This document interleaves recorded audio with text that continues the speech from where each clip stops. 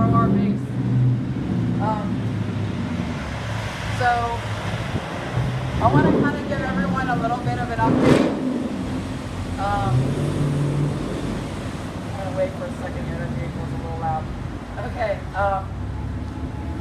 So our fight to save the legacy of St. Joseph's is now connecting to Washington, D.C.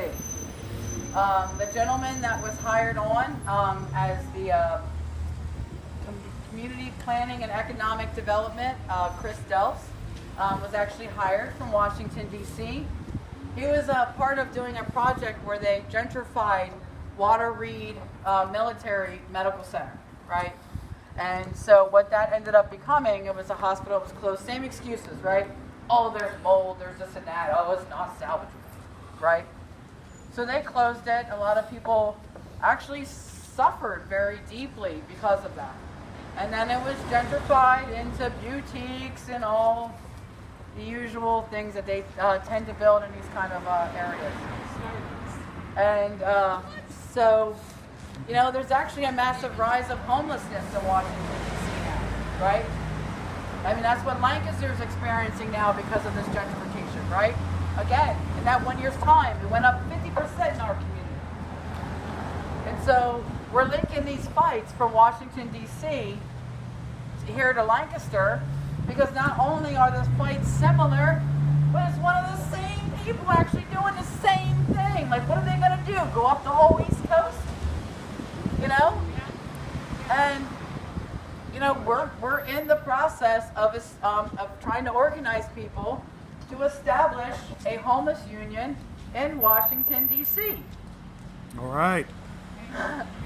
So now, as you heard Matt state about being a leader with the National Union of the Homeless, you know, him and I, out of this chapter here in Lancaster, we're on the executive committee, and I do help also with the media work and stuff with the National Union of the Homeless. And I think it's a very important movement to be brought back. And it's actually growing very rapidly, because what we are seeing in Lancaster is happening all across this nation. And we have ways that we can stop these things. But all they view is how we need to just go along with the way the economic system tells us to, right? No one wants to think outside the box. No one wants to actually look at other possibilities. They just want the easy out. So it's not just in Lancaster, it's not just in Washington, D.C. New York experienced the same thing, where they lost a hospital and it was turned into luxury condos, right? So that just kind of goes to show that this is becoming a national trend, where people are losing hospitals and they're turning around and turning them into luxury housing. And that is causing, like we notice, again, the rise in death rates, causing a rise in homelessness. And so, you know, I want to share a little bit of my story. So I can't stand for too long periods of time. You'll see me move around a lot.